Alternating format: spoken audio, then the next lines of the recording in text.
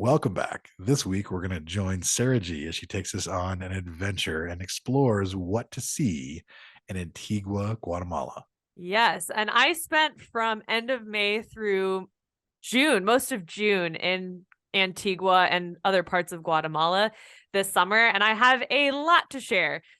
Number one, though, don't let Antigua's location stop you because it is located in the hotspot of volcanic activity, and it's also prone to many natural disasters like earthquakes and, volcanic eruptions. It served as the capital of Guatemala for more than 230 years until the modern day capital was established in Guatemala City.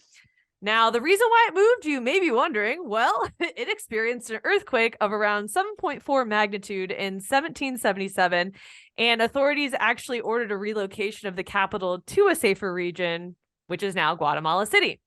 So if being surrounded by volcanoes, some active, some not, doesn't scare you, and you're looking to make a trip to Antigua, the best time to visit is actually during the dry season, which runs from November through March. But like I said, I went May through June, which was the start of rainy season, and it really wasn't that bad. If you've been to Florida during the summer, it's kind of like that. It's sunny most of the day. It rains for about an hour, hour and a half, and then it clears up and you're on your way. Now, to get to Antigua, you'll fly into Guatemala City, and then you can hire a car to take you an hour into town. They use Uber in Guatemala, and although it can be a quick drive, you never really know with traffic if there's landslides, like that happened to me. It could take 3-4 hours to get to Antigua from the airport. So if you're pressed for time, just plan accordingly, and maybe don't go during rainy season, because that definitely, the landslide happened during rainy season. But once you get to the city, it is incredibly walkable, and it's filled with colorful colonial style buildings that were built in the 17th and 18th century. And as you're exploring and walking down the cobblestone streets, you'll easily be able to spot the volcano named Agua on a clear day, which is the water volcano. They also have a volcano named Fuego, which, you guessed it, is the active volcano or fire, where you can see the fire and the lava. Now, things to do. There's a lot of things that I'm going to mention that Adam will say, fuck no. And then there's some Adam could say, yeah, I might try that. I might give it a try. So this set of things to do are for the thrill seekers, and the thrill seekers can hike a couple of different volcanoes. The one I did was a 2-day hike up to Acatenango. You'd hike the Acatenango volcano, and from there you're able to view Agua and see Fuego erupt. It is a 6-hour hike to the campsite. And then if you happen to still have energy left after all of that, you can climb that evening to parts of Fuego. And I did not have energy for that. Or you can sleep in the tent, and then in the morning at 3 a.m., hike all the way up to the summit of Acatenango, which also I did not have energy for. So, but the 6-hour hike was still really worth it to me. Definitely a once in a lifetime experience. It is a very challenging hike. Definitely never going to do it again. And that's all I have to say about that. The other volcano, if you still want to hike a volcano, the easier hike is said to be Pacaya. And this one is special because the guides will actually stop along the way and allow you to roast marshmallows or cook pizza on the volcano. I thought that's what I was going to have during my experience for Acatenango, and they're like, no, they don't have like those active heat whatever things to roast marshmallows, so you can only do that on Pacaya, which is actually pretty cool. Just didn't want to do another hike after doing the 6-hour one. So yeah, if you want something easier though, it's just like, not really wanting to hike a volcano, you can walk 10 minutes up to the Hill of the Cross, and you'll have views of Antigua, and then you can also see Volcan de Agua as well, on a nice clear day. As you're walking around town, you'll more than likely stumble upon the Santa Catalina Arch, and this is really like one of the picturesque, I guess, architectural things that you'll see throughout travel to Central America. You'll see this yellow arch. It was constructed in the 1600s and is actually a pretty popular spot for tourists to stop and take photos. Another thing in Antigua, there's also a lot of ruins to view throughout the city. Because of the earthquakes, a lot of churches have been destroyed, or really beautiful buildings are just kind of scattered throughout with ruins, and they've tried to reconstruct them into museums or places where you can pay as they're like trying to restore certain areas or keep it safe. One of the places I really liked was Convento La Recolección, and it's an old church and monastery city that, was just damaged by the earthquakes. But I took some really cool Instagram photos there. So if you're looking for a photo spot, I got you. Um, in the surrounding mountain area, you can take a day trip to Habatanango. Man, I butchered that. It's a quirky little spot with scenic mountain views, fun games, and a lot of photo opportunities as well. They also have this swing that drops off the side of the mountain that you can then just swing after you drop. It was kind of scary, but fun if you're looking for an adrenaline rush. So yeah, that's kind of the thrill seeker's guide. For those who want to rest and relax, I highly recommend checking out the 5-star hotel in town called Hotel Casa Santo Domingo. And if you book a massage appointment, it gives you access to their steam rooms, their outdoor pool, and their indoor cave pool. And it's just really nice spending an entire day. Really, once you step into the area, it feels like you're in a jungle, and then you can just dip and walk slowly into the water. It was probably one of the coolest spas I've ever been to. So if you're looking for luxurious, check it out.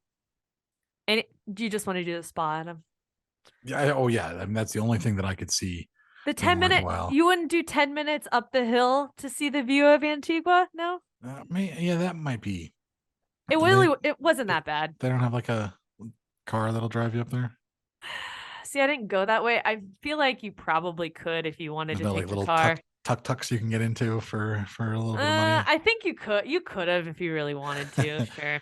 Yeah, but no, definitely the hotel sounds nice. The spa, it actually, as you were saying that, I literally started, like I stopped listening to you and I started thinking, you know what, this resort has a spa that I completely forgot about. I should go get a massage there. Like I started thinking about that as you were talking about it. So yes, like that sounds amazing. Up your alley. Well, okay. Good to know. Places to eat. Let's see what interests Adam. One place I hit up often was Luna de Miel for crepes and smoothies, which when you think of Antigua, you're like, why would you get that? It was just a really popular night spot to go to, and a couple of people who have been there before highly recommended it. I also really loved Rincon Antigua. I'm gonna butcher this. Antigueno. Uh, Antiguano. See, I just called it Rincon, so I didn't Recon, yeah. Rincon. No one called on Google, and then I looked it up now. But it's a really local spot to grab lunch. I walked in there weren't any tables, and this woman got up out of her seat as she was about to leave. It was like, "You can sit here," and told me in Spanish. She's like, "Enjoy your lunch." She's like, "Have a good time in Guatemala," and I was like, okay. I was clearly not a local, and but it was really cool though that I just felt really, I don't know, it was a good vibe in there. And you can get rotisserie chicken, salad, tortillas, rice, and a drink, and it was like $5. So a lot of food. I also really liked going to Cafe Sol and Samsara for lunch and breakfast. And then they also downtown have the chocolate museum if you have a little sweet tooth. And then for ice Now cream, we're talking chocolate museum. okay, the chocolate museum, you could take classes there and learn how they make chocolate, or you can just buy some of their chocolate. They also have taste testers and stuff. So hit that up. And then for ice cream around the corner, there's La Tienda de Dona Gavi. And they have a bunch of different flavors, and it's a really cute little spot too. So that is food. As far as anything else that you'd want to do in the surrounding areas outside of Antigua, I really enjoyed my weekend trip to Lake Atitlan, and that's about a 3-hour bus ride away.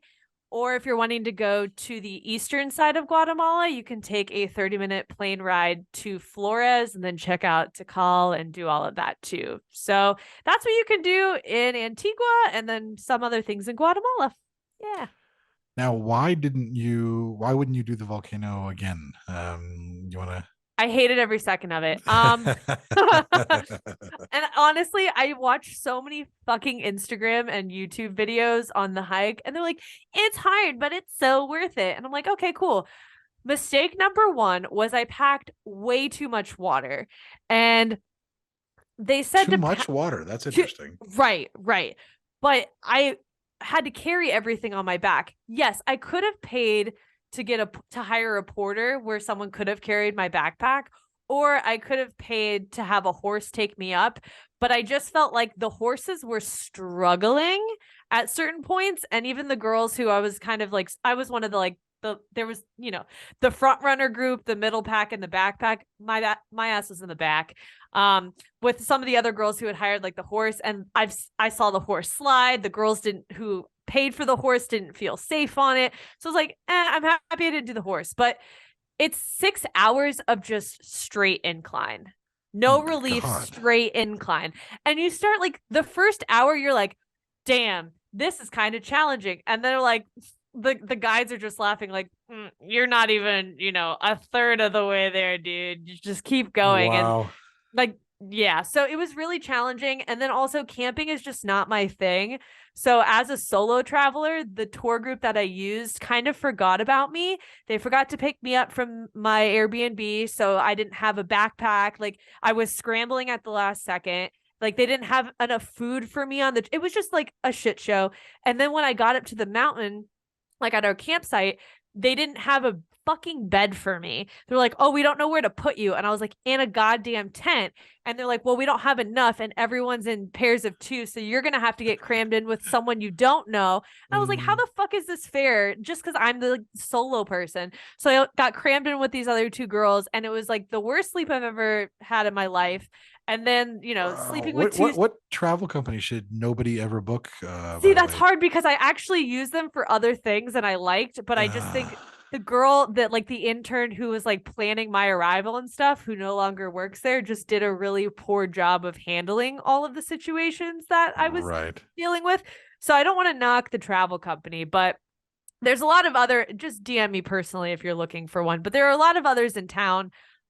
It's incredibly cold at the top of the mountain, no matter what, like the elevation, no matter what time of year.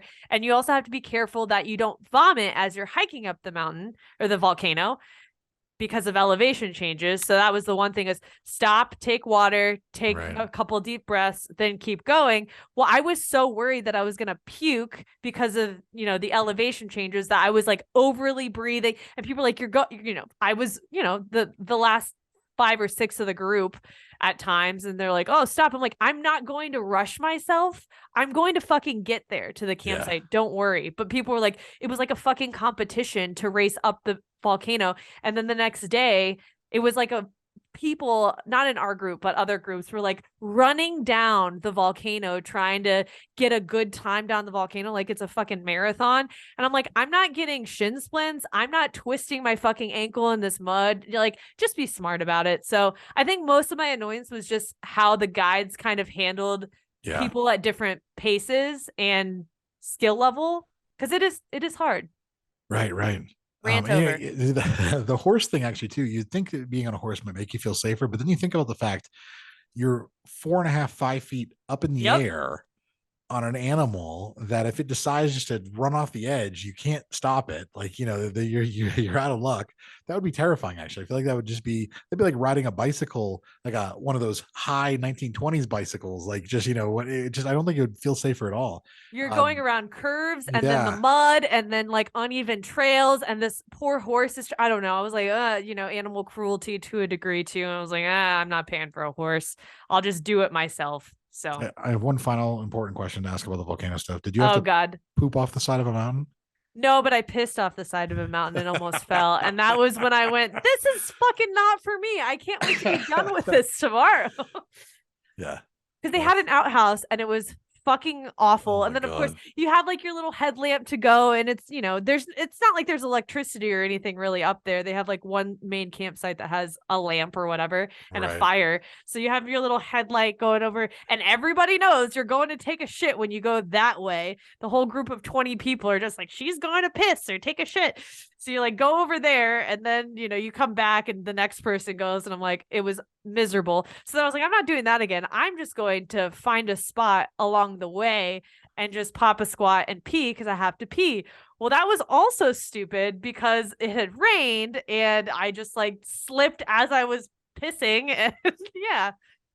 Wow. Can you imagine? Memories to last a lifetime. If you died that way, and then just like, how did Sarah die? She died her pants around her ankles, pissing on the side of a volcano. Luckily, like, yes, it was steep, but I would have landed at another area of another campground, so I would have probably survived. Like, honestly, I would fight your mother to make sure that went in your obituary, just to make sure that was part of your obituary if that happened. Great. Thank you for that. Isn't that what you'd want? I feel like that's what you'd No, want. not really. No, but I'm glad I told this story for everyone to hear that I Yes, me almost too. died. Yeah. Cool. Oh, great. So that's What to See with Sarah G. Thanks, Adam, for Antigua, asking those Guatemala. questions.